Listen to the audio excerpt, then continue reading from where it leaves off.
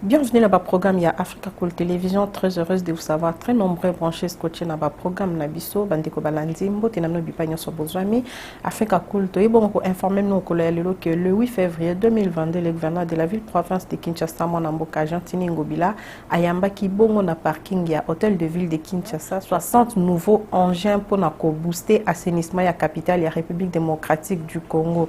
Toujours informé binoké, esa première acquisition ou esa commandé na ba fonds propres ya hôtel de ville basengi lisungi et pas ya mutumo côté voilà milulu yango isalamaki en présence ya ministre ya finance Monamboka Nicolas Kazadi pe ministre ya budget Aimé Boje oyo bazanga kité ko féliciter ba effort oyo le gouverneur azosala pona ko garder capitale na biso propre to landa nyoso na bilili Africa Cool Télévision. Le gouverneur a vu la Kinshasa ayambi lelo ministre d'État na budget na ministre na biso ya finance nationale o bayaki pona kotala mosala nini o lolenge nini to géraki mbongo oyo bapesaki biso pona natina ya assainissement ya ville ya Kinshasa.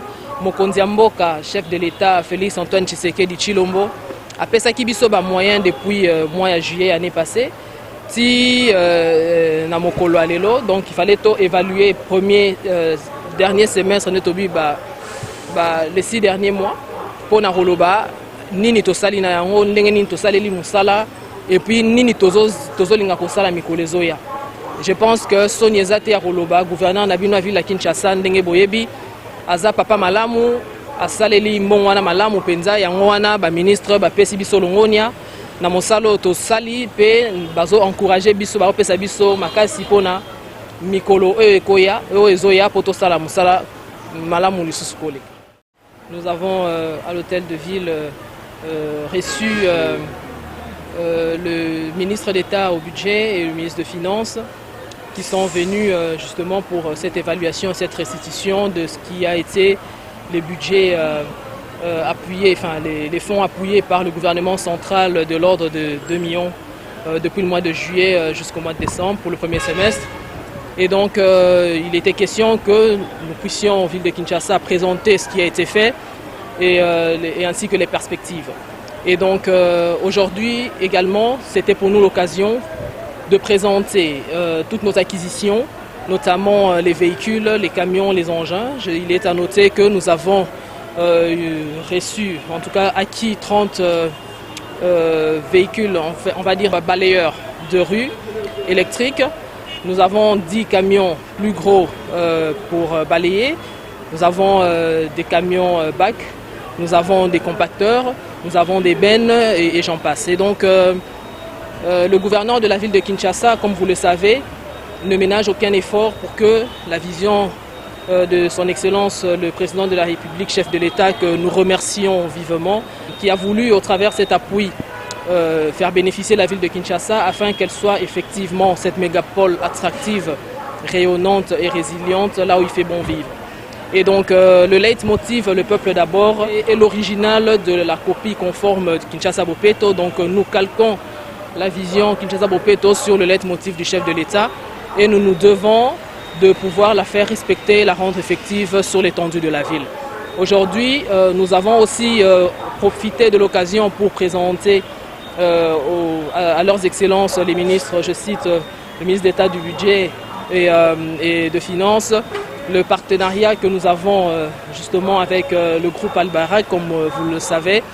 Et donc je pense que pour nous, c'est une fierté de dire, et nous n'avons pas de gêne à le dire tout haut, nous avons reçu les encouragements et les félicitations de leurs excellences et nous allons continuer sur cette lancée parce que pour nous, la priorité, c'est le quinoa, son mieux-être, son bien-être et surtout la fierté de se dire que nous avons dans cette ville laissé des traces indélébiles. Vous allez voir déjà dans la commune de la Gombe, pour ceux qui le savent, ceux qui sont résidents, les riverains et résidents, entreprises, établissements classés, hôtels, etc.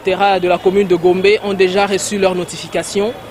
Au travers le partenariat avec la société Miss Propre, c'est elle qui est choisie pour effectuer la collecte des déchets ménagers dans la commune de la Gombe. En ce qui concerne les camions balais, etc.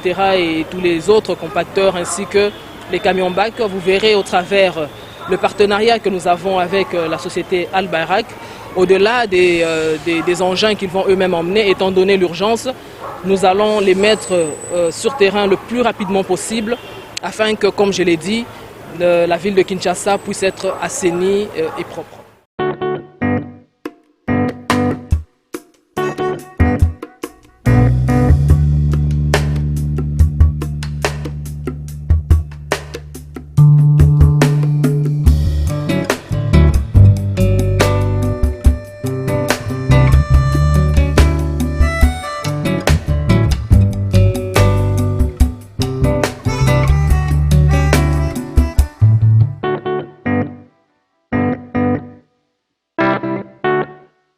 Banzi bomonaki tata mokonzi ekolo ye moko kolomboka ayaki ti na matadi kibala kotala esika bandeko bakoyaki batu tukuni bale na moko bakufaki liboso ya badepo pe minei bakufi na balabala route de Matadi.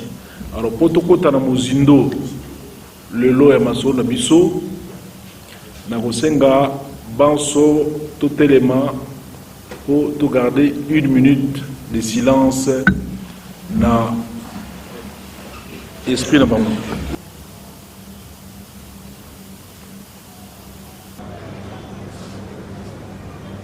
A vous présenter bino susu ba condoléances et dans la bino ba membre ya ba famille Eza na baninga, eza na ba kino nyonso, mes condoléances na kombo ya tata mokonzi ekolo, le président Félix Antoine Tshisekedi Tshilombo, chef de l'État, et na kombo na ngai gouverneur ya ville.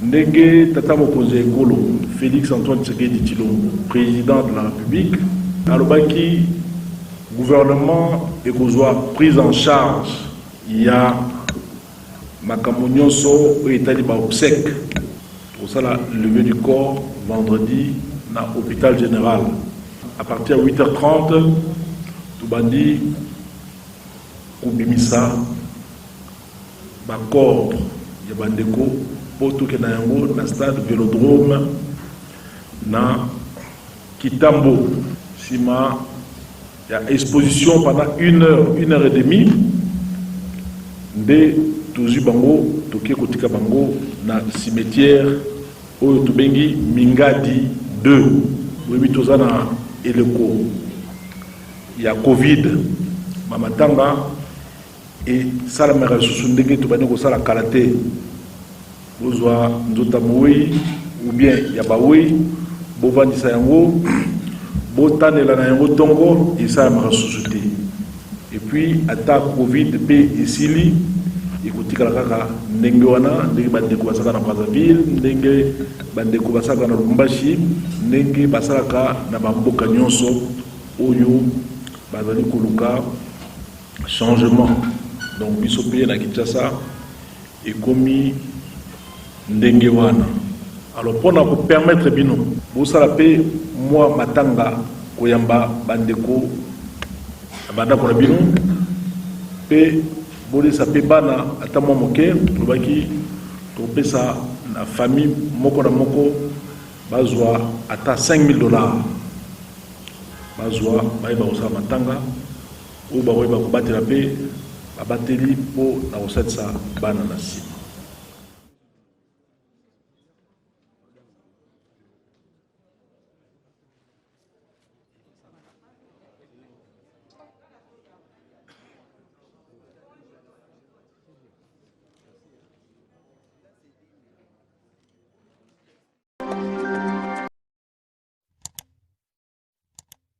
Africa cool, et après cool, Africa cool, après cool, le quoi cool matopi, cool. Vous voulez le Congo? Pour que le Congo devienne cool, pour suivre les cool analyses, alors revenez et abonnez-vous massivement.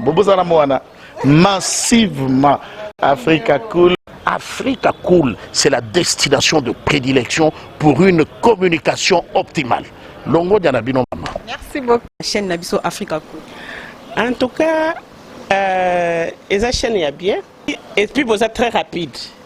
Ils êtes très rapide. Les chaînes, moko, bako ça a bien confiance. En tout cas, nazo senga na bato oyo nanu ba souscrire te bazwa. Donc, ils ont vraiment net oyo balobaka ke boka lelo, lamba lelo, lia lelo. Donc, ils ont kitoko na sepeli na bino, na sengi na bato nyonso, bo souscrire ebele boko za la dessus te.